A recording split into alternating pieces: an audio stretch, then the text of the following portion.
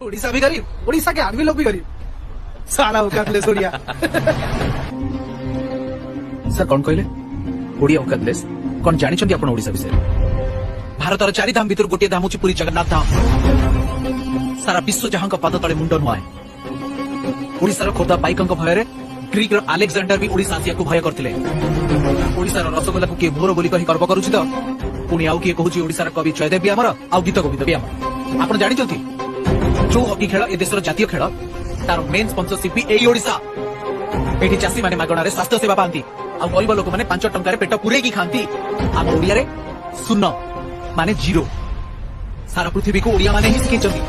भारतर प्रथम सरी चैराज गुरु सी भी जने ओडिया पाइक थिले। दूरबीक्षण तंत्र नुह बाउंस नळी आ केई खंड काठी साहाଯ୍य सूर्य चंद्र नक्षत्र गतिविधि मापिथिले। से हेउचंती सामंत चंद्रशेखर। से भी जने ओडिया पुଅ थिले। एबे देशर सर्वोच्च नागरिक राष्ट्रपति।